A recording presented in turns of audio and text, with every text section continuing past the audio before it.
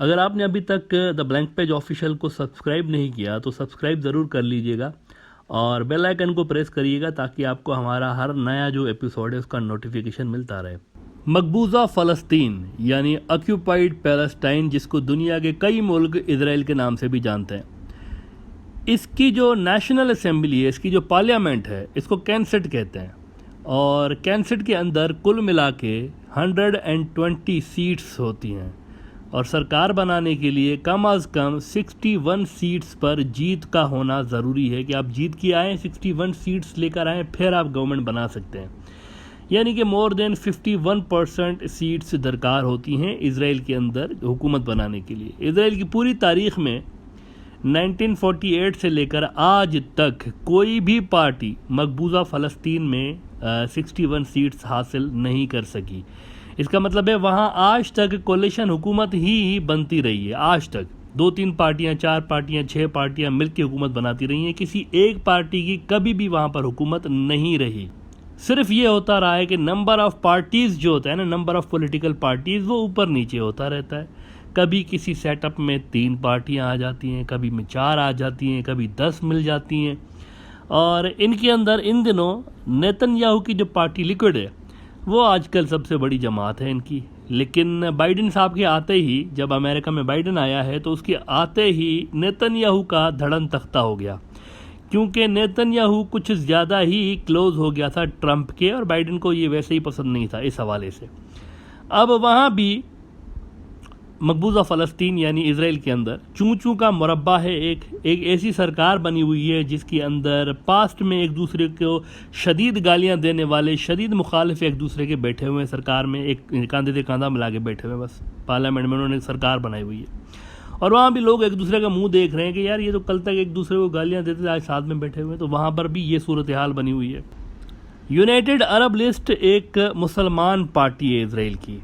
अब ये बात आपको शायद सुनकर अजीब लगे कि ये जो मकबूजा फ़लस्तीन है जिसको इजराइल कहते हैं, यहाँ पर भी एक मुसलमान पार्टी है, अरब मुसलमान पार्टी। उसका नाम है यूनाइटेड अरब लिस्ट। छोटी सी इजराइल की पार्टी है, 4-5, कभी 2-3 सीटें लेती है, कभी 4-5 ले लेती है। छोटी सी पार्टी है। इसको अरब मुसलमान जो शहरी हैं मकबूजा फ़लस्तीन के, वो वोट डालते हैं। ये पहली बार हिस्ट्री में सरकार में बैठे हुए हैं। अब इस सरकार के अंदर जो पीएम है, प्राइम मिनिस्टर नफ्ताली बेनेट, ये जो आप अपनी स्क्रीन पे देख रहे हैं, ये नफ्ताली बेनेट है। इसका ताल्लुक जनाब यमीना पार्टी से है। यमीना कोई पार्टी नहीं है, 2 पार्टियां मिलके एक अलायंस बनाया, उन्होंने उनका नाम रखा है यमीना।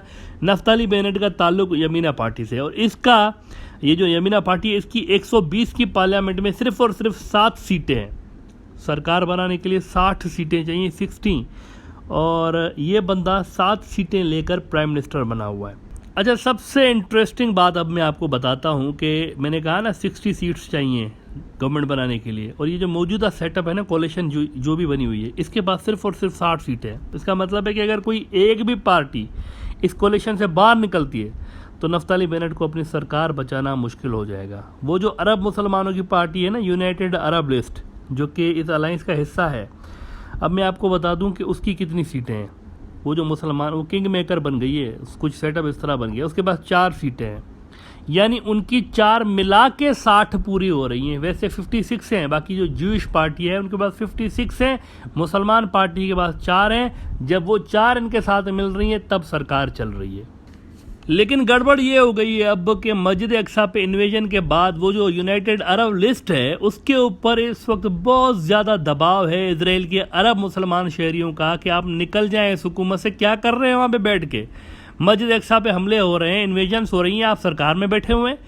तो उनके ऊपर बहुत ज़्यादा इस वक्त दबाव है कि आप निकलें। और उन्होंने क्या फ़ैसला किया है मैं आपको थोड़ी देर में बताता हूँ, लेकिन मैं पहले ये क्लियर कर दूँ कि 2 मरतबा इन्वेजन हुई है, 2 मरतबा। ये एक मरतबा तो हर जगह आया है ना, जुम्मे को जो हुई थी, लेकिन उसके बाद संडे को भी इन्वेजन हुई थी, संडे को भी हुई है।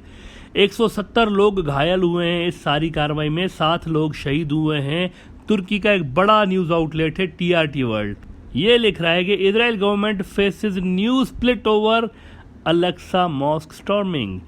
अरब Israeli Ra'am party suspends its participation in the coalition government of PM Naftali Bennett over Israeli violence centred on occupied Jerusalem's flash point Al Aqsa compound.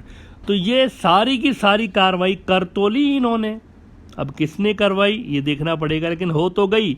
Israel के अंदर भी बहुत सारे स्टेक होल्डर्स हैं ना, मसला ये है सारा का सारा, इनके अंदर बाज़ सेक्युलर्स भी हैं, ये शायद आपको सुनकर अजब लगे, सेक्युलर भी हैं और बाज़ बड़े जुनूनी किस्म के भी हैं।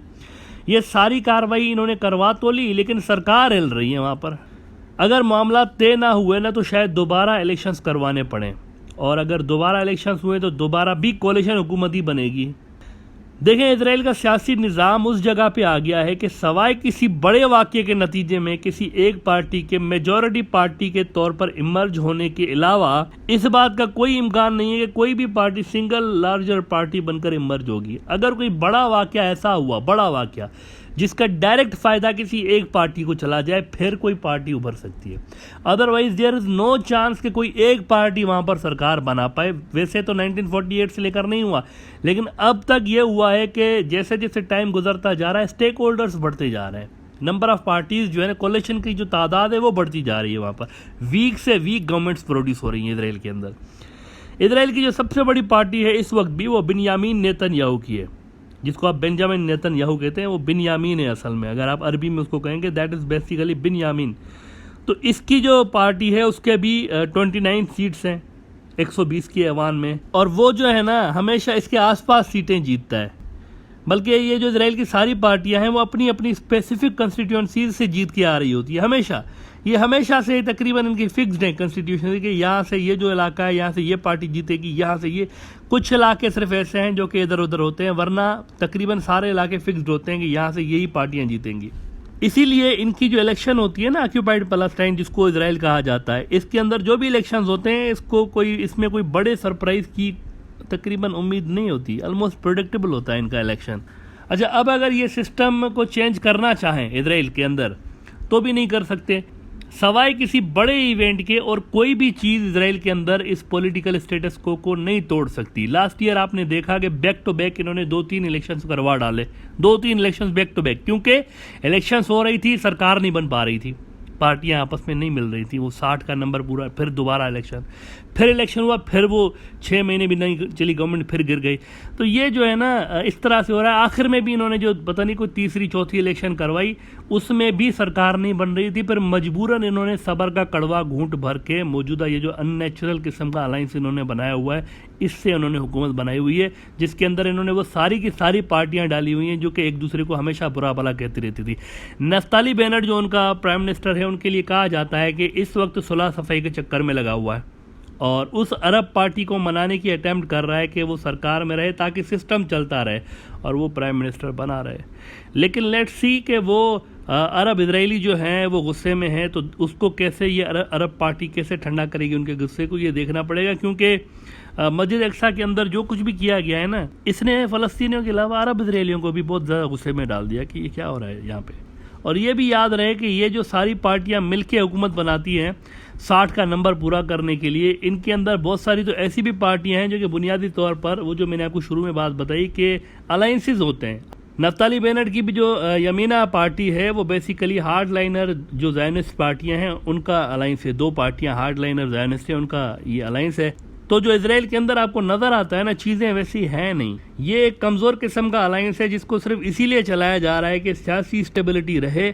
लेकिन मस्जिद अक्सा पे हमलों जैसे वाक़यात जो है ना, ये सियासी सेटअप को मकबूजा फ़लस्तीन जिसको इजराइल कहा जाता है इसके अंदर धपड़दूस कर रहा है। ये सारी की सारी जो डिस्टेबलाइजेशन हो रही है ये सिर्फ अरब वर्ल्ड में, मुस्लिम वर्ल्ड में नहीं हो रही, उनके अंदर भी हो रही है।